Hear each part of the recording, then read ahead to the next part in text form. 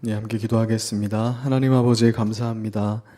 저희를 또 목요일 밤에 불러주셔서 웨스트민스터 신앙 고백을 공부하게 하시고 또 이것을 통해서 저희 신앙이 더 견고해지는 시간을 가지게 하시니 감사합니다.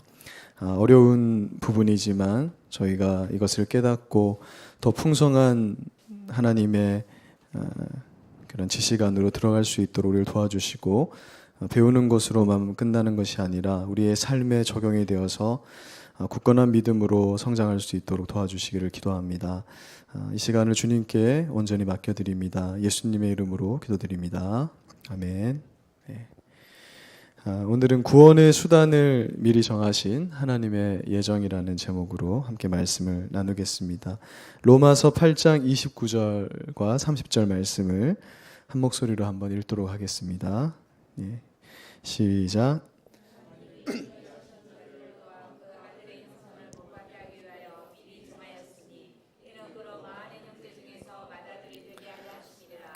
또 미리 정하신 그들을 또한 부르시고 부르신 그들을 또한 의롭다 하시고 의롭다 하신 그들을 또한 영화롭게 하셨느니라. 아멘.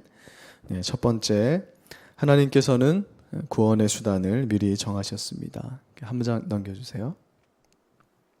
이 뒤에 보이니까 되게 편하네요. 뒤로 안 돌아봐도 되고. 네.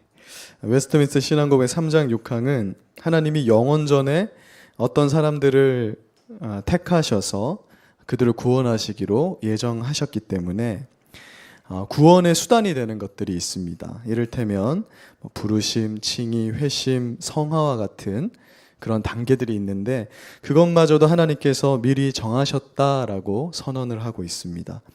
즉 하나님의 영원한 예정 속에서 택함을 받은 한 사람이 이 세상을 살면서 언제 부르심을 받고 또 언제 또 회심을 하고 우리가 회개하는 것이죠. 그리고 성화의 단계에 들어가고 하나님을 아버지라 부를 수 있게 되고 그런 모든 단계마저도 하나님께서 예수님의 공로로 구원을 얻는 자들이 그러한 수단을 통해서 구원을 얻게 되는 그 모든 과정을 다 예정해 놓으셨다라고 성경은 말씀하고 있습니다. 택함을 받았지만 우리가 그러나 태어나자마자 의롭게 되는 것은 아닙니다. 그러니까 우리가 응애응애하고 딱 태어났을 때는 아무도 믿음을 가지고 있지 않죠. 우리가 막 태어난 애한테 예수님 믿냐고 물어봤자 그 말이 무슨 말인지도 알아듣지 못할 뿐더러 그 아이가 성장하면서 교회 학교와 또 중고등부를 거치면서 믿음이 생성되는 것이지 그런 2세들이라 할지라도 이런 구원의 서정에 해당하는 측면들을 넘어서서 믿음이 생기는 것은 아니라는 것입니다. 그래서 하나님의 예정은 미리 정해진 것이지만 이 세상을 살아가는 우리에게 있어서는 이 구원의 사역이 공간과 시간 안에서 순차적으로 발생을 하는 것입니다. 다시 말해 하나님께서는 택하신 자들의 구원이라는 목적을 이루기 위해서 구원을 위한 여러 수단을 단계적으로 사용하시기를 미리 계획하셨다라는 것을 말씀하고 있는 것입니다. 이 앞에 그림이 있죠. 이 그림이 구원의 단계를 나타내고 있는 것입니다. 많이 들어보셨을 겁니다. 부르심과 중생이라는 것은 이제 거듭나는 것을 말하는 거죠. 그리고 회개와 믿음과 칭의와 성화와 이런 단계들이 있는데 이것들이 하나님께서 구원을 얻는 사람들이 이러한 단계를 거치도록 미리 정하신 과정이라는 것입니다. 이 과정을 성령님께서 우리와 지금도 함께 하시면서 이 과정 가운데 역사하고 계신 것입니다. 그래서 구원의 최종 단계인 이 영화롭게 되는 것인데 영화의 단계로 우리가 간다 그러잖아요. 그 과정에 누구도 이러한 과정을 거치지 않고 막바로 그렇게 되는 경우는 없다라는 것입니다. 특정한 경우에 정말 하나님의 은혜로 죽기 직전에 하나님을 영접하는 자들에게는 그러한 일이 있을지도 모르겠으나 일반적으로 우리에게는 이러한 과정들을 다 사용하셔서 하나님이 구원의 길을 열어 가신다라는 것입니다. 우리가 일상생활 속에서도요, 우리는 어떤 목적을 달성하기 위해서는 반드시 어떤 단계를 거치게 되어 있습니다. 목적을 이루고자 할 때에 그 과정을 생략하는 경우가 없는 것이죠. 만약 우리가 토요일마다 이 교회 홀을 청소를 하는데 이 보시면 의자들을 치우고 또 빗자루로 쓸고 밀대로 닦고 그 다음에 다시 의자를 까는 과정을 거칩니다. 근데 만약에 그것이 아무리 귀찮다고 해도 그러한 단계를 거치지 않고 청소를 마무리할 수 없는 것이죠. 근데 우리가 만약에 나는 이러한 구원의 과정을 전혀 거치지 않고 그냥 막바로 영화롭게 되고 싶다라고 생각하는 사람이 있다면 마치 이 교회 청소를 하는데 그냥 탁 하면 청소가 되는, 그걸 바라는 것과 마찬가지라는 것입니다. 그러니까 이제 하나님께서는 특별한 경우를 제외하고 언제나 일반적이고 상식적인 하나님이시라는 거죠. 그러니까 항상 기적같이 임하시는 하나님이 아니라 통상적으로는 항상 일반적으로 사람이 이해하고 납득할 수 있는 그런 방법으로 하나님은 우리에게 역사하신다라는 것입니다. 그래서 엘리야에게 역사하셨던 것처럼 세미한 음성 가운데 우리를 설득하고 자발적으로 우리를 움직이게 하시는 것이 일반적인 하나님의 방법이라는 것입니다. 그래서 예를 들어 어떤 사람들은 하나님께서 영원전에 택함을 받은 자들을 다 미리 정해 놓으셨기 때문에 우리가 전도할 필요가 없다라고 주장하는 사람들이 있습니다. 예전에 SBS에서 어떤 신학교 교수님이 나와서 이런 말을 했습니다. 그러니까 전도할 필요가 없다. 왜냐하면 하나님이 다 이 세상이 창조되기도 전에 다 예정해 놨는데 그러한 과정이 필요 없다라고 주장을 하는 것이죠. 그러나 하나님께서는 먼저 믿는 자들이 삶을 통해서 또는 뭐 전도지를 통해서 또 여러 가지 방법을 통해서 또 6월의 초대를 통해서 전도하는 방법을 사용하신다는 것입니다. 그래서 그 사람을 외적으로 부르시는 거예요. 근데 그 과정을 전부 하나님은 하나님의 작정 가운데 두셨다라는 겁니다. 우리가 언제 그 일을 당할지. 그러니까 모든 그러한 수단을 하나님께서는 다 사용하셔서 우리를 구원하시기 때문에 우리가 전도에 힘써야 되는 거고요. 또 어떤 사람은 이런 생각을 합니다. 예수님이 2000년 전에 내 죄를 다 사하셨는데 내가 회개 기도할 필요가 뭐가 있냐. 여러분 이렇게 말하는 사람이 없는 것 같잖아요. 실제로 이런 사람들이 있습니다. 이단 중에. 그래서 그들은 회개하지 않습니다. 회개할 필요가 왜 있냐. 예수님이 2000년 전에 다 해결하셨다고 성경에 나와 있다. 그래서 마음껏 죄 지어라 라고 하는 구원파의 한 종파가 있잖아요. 그러나 그럴 수 없는 게 하나님은 우리가 회개하는 기도, 눈물의 기도, 그 과정 속에 그걸 두신 것이에요. 그 과정을 통해서 우리를 구원의 단계로 나아가도록 작정하셨다라는 것입니다. 그래서 우리가 하나님께서 마련해 두신 이 구원의 단계를 무시해서는 안 되란다는 것이죠. 이것을 무시하고 그 단계를 생략하려고 하는 그런 모든 생각은 미련한 것이면서 또 큰 교만이라고 성경은 말하고 있습니다. 그래서 웨스트민스터 신앙고백 3장 6항이 수단을 사용하셔서 구원에 이르게 하는 하나님의 사역에 대해서 다음과 같이 진술하고 있는데 조금 길지만 한번 읽어보도록 하겠습니다. 함께 시작. 하나님은 선택하신 자들을 영광에 이르도록 작정하신 것처럼 그 마음에 지극히 영원하고 자유로운 목적에 따라 영광에 이르는 모든 수단을 미리 정하셨다. 따라서 선택받은 자들은 아담 안에서 타락했지만 그리스도를 통해 구속함을 받고 때가 되었을 때 성령의 역사하심을 통해 효과적으로 부르심을 받아 그리스도를 믿고 의롭다 하심을 받고 양자가 되고 거룩해지고 성령의 능력으로 믿음을 통해 구원에 이르기까지 보존된다. 그러니까 이게 말씀하고 있는 게 뭐냐면 하나님께서는 이러한 과정들을 다 사용하셔서 우리를 구원의 단계, 영화로운 단계에 이르게 하시기 때문에 우리가 신앙생활도 생략하려고 해서는 안 되고 교회 생활도 생략하려고 해서는 안 된다는 겁니다. 수련회 기간인데 어떤 분들은 수련회를 왜 가야 되냐, 매년 가는 거. 어떤 학생은 그런 얘기 하더라고요. 갈 때야 좋은데 갔다 와도 1년 지나면 똑같아요. 그러니까 1년마다 가는 거지. 그렇게 그런 과정들을 거치면서 성숙해지는 것인데 이제 이러한 단계를 알게 모르게 우리가 무시하고 있다라는 것입니다. 그래서 사실 우리가 이러한 단계를 잘 생각을 해야 돼요. 그래서 어떤 분들은 좀 넘어질 수도 있죠. 나 자신도 신앙생활을 하다가 넘어지고 그럴 때마다 참 이 많은 회개와 눈물을 흘리는데 그러한 과정이 반드시 있어야 된다는 겁니다. 어떤 사람은 내일 눈 뜨자마자 영화롭게 됐으면 좋겠다. 그게 크리스찬들이 가진 좀 생각이거든요. 내가 오늘 기도를 열심히 해서 내일 완전히 죄악된 걸 다 끊을 수 있으면 얼마나 좋을까. 심지어는 우리 아들이 내일 기도하면 게임을 탁 끊을 수 있으면 얼마나 좋을까. 근데 그렇게 하나님이 역사하는 게 아니라는 것을 말하는 거죠. 이 말씀이 그렇다는 겁니다. 그런 과정도 거치고 실패도 해보고 타락도 해보고 말도 안 들어보고 딴 교회도 가보고 이렇게 하면서, 근데 하나님 그 모든 수단을 다 사용하셔서 우리를 구원의 이 영화로운 단계에 이르게 하신다라는 것을 말씀하고 있는 것입니다. 무엇보다 우리는 우리의 구원을 위해서 성경이 이것을 분명히 말씀하고 있다는 것을 깨달아야 됩니다. 로마서 8장 30절을 보면 하나님께서 미리 예정하신 사람들을 부르시는 수단을 사용하시고 또한 그들을 의롭게 하시는 칭의, 의롭다고 칭하시고 또 성화의 과정을 통해서 영화의 단계에 이르게 하시는데, 이러한 과정을 하나님이 거치신다라는 것입니다. 미리 정하신 그들, 우리가 지난주에는 하나님 미리 예정하셨다, 우리를 미리 선택하시고 그 사람을 부르시는 일이 있다는 거죠. 전도를 통해서 부르시는 겁니다. 부르시고 의롭다 하시고, 저게 칭의거든요. 그리고 그들을 영화롭게 한다. 영화롭게 되는 과정이 성화의 과정인데, 오늘 이 교회에 앉아 계신 분들은 다 부르심과 양자됨과 칭의를 얻었습니다. 그래서 하나님을 우리가 아버지라 부를 수 있게 됐죠. 그 과정을 거친 우리는 이제 성화의 과정을 거치고 있는 것입니다. 그래서 우리는 이것을, 하나님께서 이러한 수단을 사용하셔서 우리를 구원하신다라는 것을 잘 기억해야 되는 것이죠. 무엇보다 우리는 우리의 구원을 위해서 필요한 수단이, 그러니까 이런 많은 과정들이 온전히 적용될 수 있도록 예수님께서 모든 요구를 십자가에서 다 담당하셨다는 사실을 잊어서는 안 됩니다.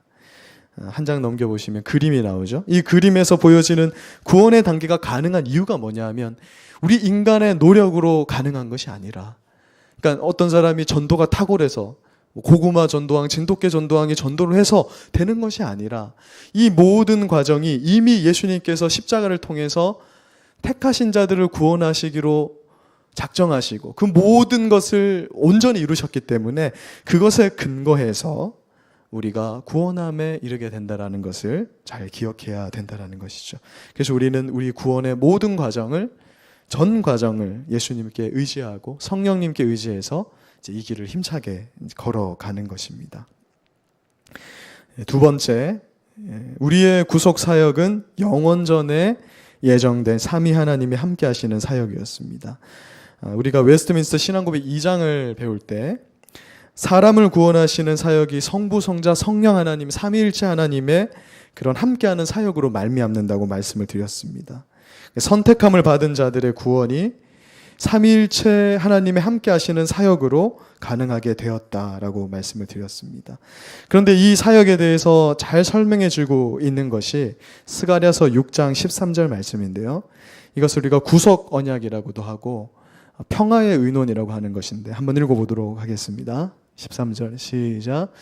그가 여호와의 전을 건축하고 영광도 없고 그 자리에 앉아서 다스리실 것이요 또 제사장이 자기 자리에 앉으시니 이 둘 사이에 평화의 의논이 있으리라 하셨다 하고, 그러니까 이 평화의 의논, 이것이 무엇이냐 하면 그러니까 각 사람이 하나님의 구원을 얻는 것이죠.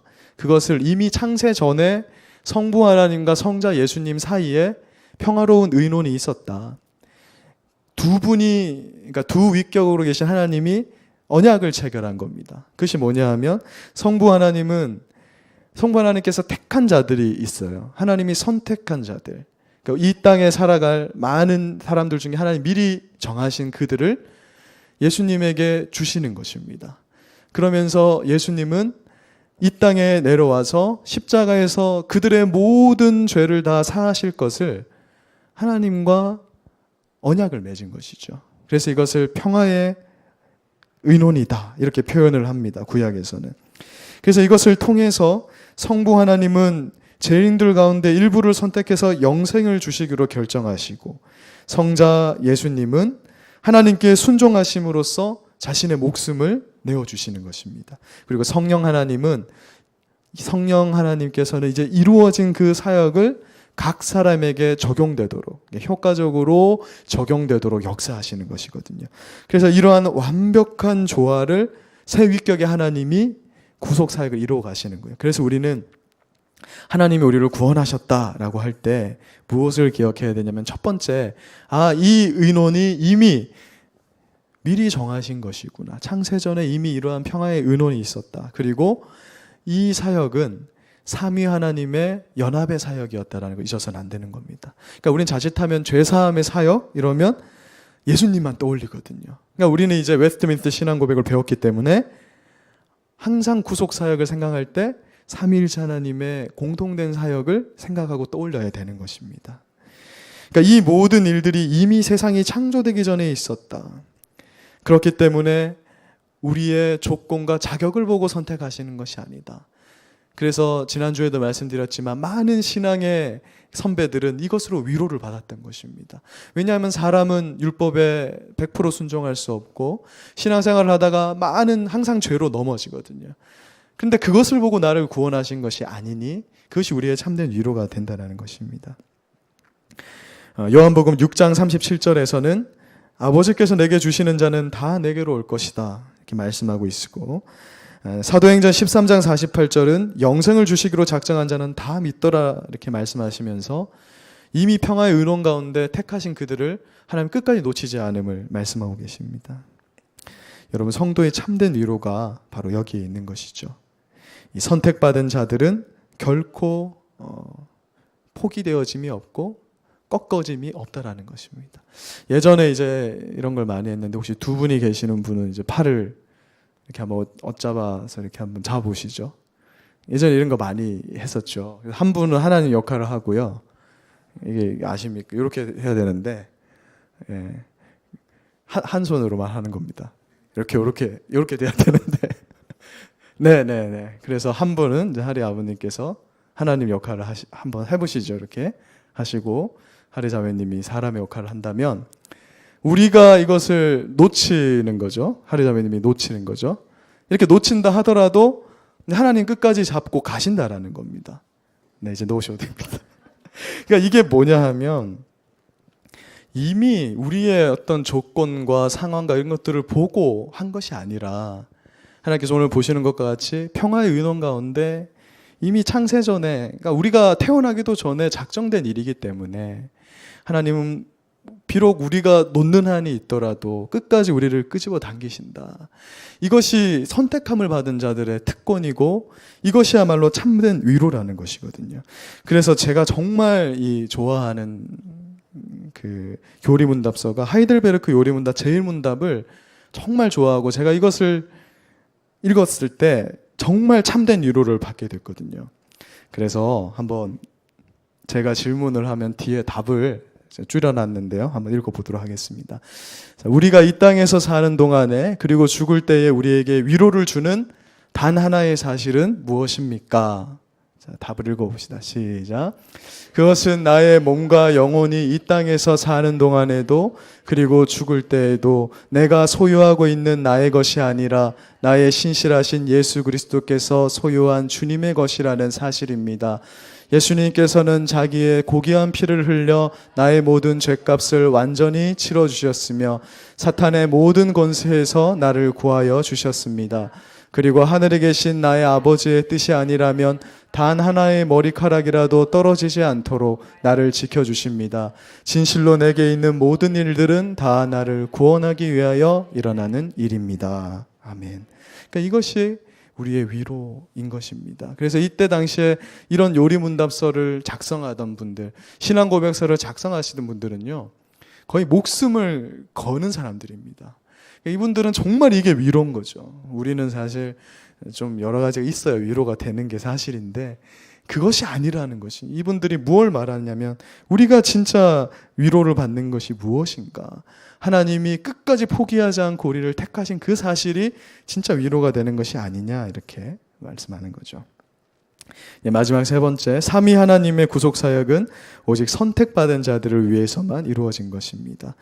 그런데 이 택함을 받은 자들을 구원하시는 사역이 오로지 선택함을 받은 자들만을 위한 것이었다라는 것을 웨스트민스터 신앙고백 3장 6항의 말미는 밝히고 있습니다.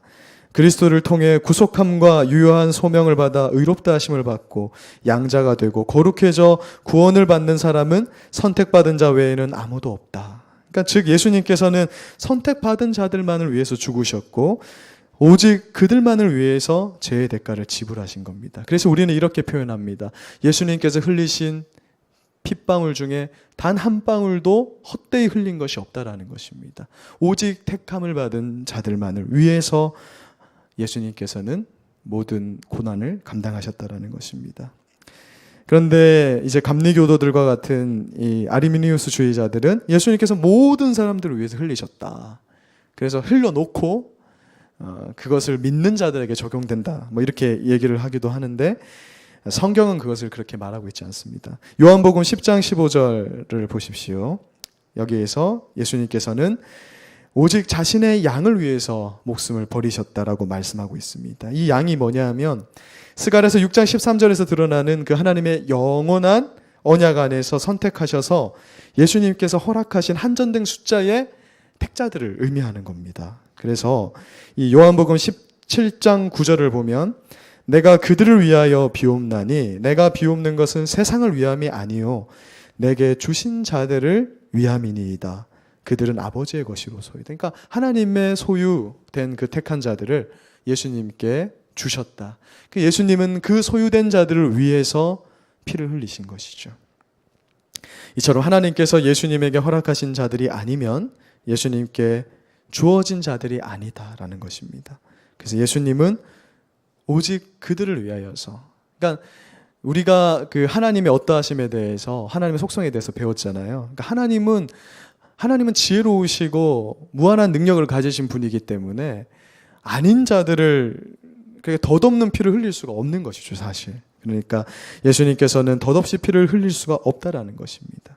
그리고 성령 하나님께서 잘못된 적용을 할 수 없는 거죠. 이 사람을 쭉 돕다가 아이고 아니구나 할 수 없는 것입니다.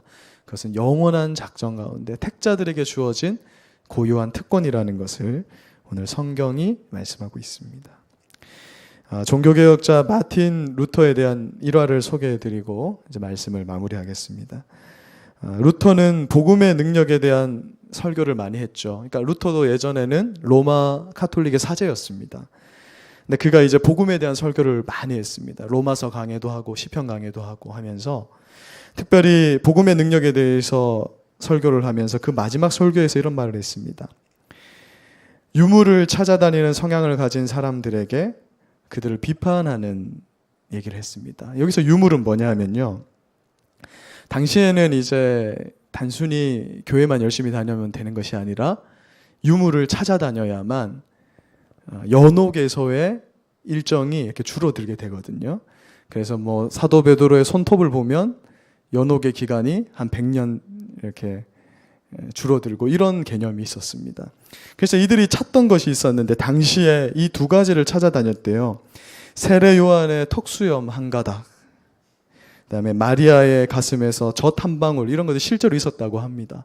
물론 가짜였겠죠. 어떻게 그 젖 한 방울이 남아 있을 수 있겠습니까? 진공 상태도 아니고. 근데 그런 것들을 찾아 헤매는 자들이 있었는데 그들에게 루터는 이러한 유물을 교황의 쓰레기다라고 말했습니다.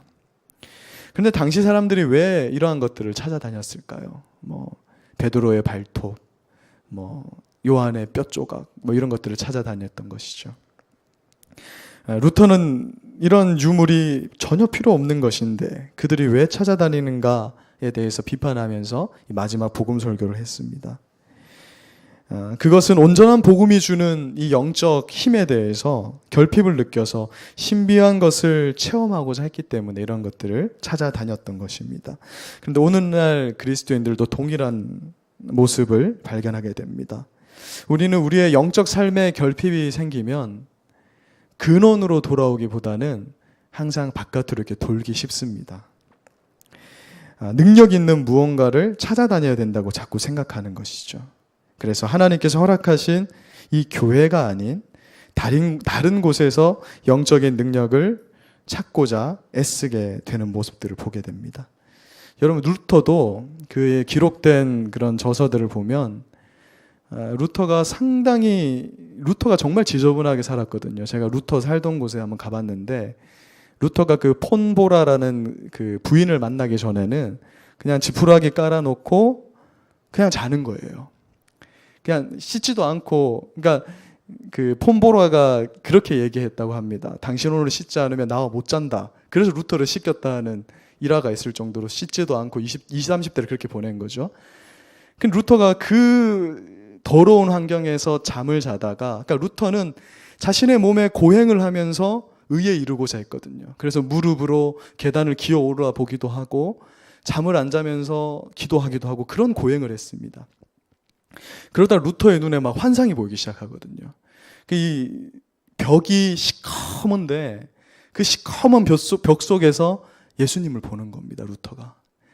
그래서 루터가 그것을 환상이라 생각했는데 나중에 이 복음으로 돌아서서 종교개혁을 하고 난 이후에 루터가 뭐라고 얘기하냐면 내가 본 그 예수의 형상이 사탄의 장난이었다라고 고백을 합니다. 그게 그 기록에 남아있는데 그게 무슨 말이냐면 복음의 참된 진리를 깨닫고 나니까 그런 신비한 것이 중요한 것이 아니었다라는 것을 알게 된 거예요. 그건 이제 부차적이라는 것이죠. 루터는 교회 자체가 영광스러운 복음을 가지고 있기 때문에 하나님의 능력이 교회를 통해서 나온다라고 말했습니다. 즉 성경에서 말하는 우리가 은혜를 받는 그 수단, 우리가 오늘 하나님은 수단을 사용해서 구원을 완성하시는데 그 수단이 뭐냐면 두 가지가 있습니다. 그게 바로 세례와 성찬인 성례와 말씀이거든요. 그러니까 이 두 가지를 통해서 하나님 우리에게 은혜를 주시는데 참 미련한 방법이잖아요. 성경에서는 이게 미련한 방법이라고 하는 겁니다. 여러분도 오늘도 드라마 봐야 되고 야구 봐야 되고 이러시는데 오늘 이렇게 앉아서 지겨운 말씀을 듣잖아요. 하나님 왜 이런 방법을 사용하실까?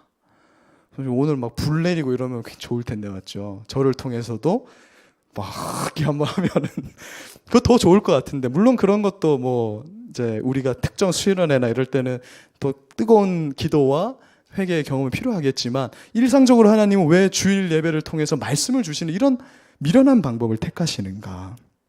근데 이게 바로 하나님의 수단인 것입니다. 우리를 성숙시키는 수단이라는 것이죠. 매주 주일 예배에 참여해서 설교를 듣는 것보다 은혜를 받는 더 빠른 방법이 없다라는 겁니다. 하나님이 이것을 2000년 동안 교회를 통해서 하신 일이라는 거예요. 보존시켜 오신 것입니다. 다른 것들은 들쑥날쑥 왔다 사라졌다 하지만 말씀을 통해서 역사하는 이것은 이제 꾸준히 이어지는 것이죠. 이제 우리에게 가장 중요한 것에 초점을 맞추는 우리가 되었으면 좋겠습니다. 그래서 가장 기초적인 것, 기본적인 것에 충실하시면서 이제 하나님의 방법으로 이 성화의 과정 끝까지 완성하셔서 우리가 다 적어도 오늘 이 목요 예배에 나오신 분들은 다 영화가 완성된 모습으로 우리가 봐야 되지 않겠습니까? 그래서 우리가 이렇게 힘있게 이 수단을 생각하면서 또 이 과정을 충실하면서 주님의 일을 해나가시는 우리가 되었으면 좋겠습니다. 제가 기도하고 또 함께 기도하는 시간 가지겠습니다. 하나님 아버지 감사합니다. 오늘 많은 수단을 우리에게 사용하셔서 구원의 과정을 이루시는 하나님에 대해서 배우게 하시니 감사합니다. 우리를 부르시고 또 사역자로 부르시기도 하고 또 직분자로 부르실 때가 있습니다. 그리고 의롭다고 하시고 또 우리가 회개하는 일들 또 성령님을 경험하면서 성화의 과정을 걷는 일, 이러한 과정들을 무시하지 아니하고 저희가 각자 주시는 이 과정마다 온 힘을 다하여서 하나님께 집중하여 영화로운 과정 속에 나아가는 우리가 되게 하여 주시옵소서. 오늘 이제 우리가 기도합니다. 우리의 기도를 사용하셔서 하나님의 귀한 사역들과 뜻들을 이루어가 주시옵기를 간절히 소망합니다. 예수님의 이름으로 기도드립니다. 아멘.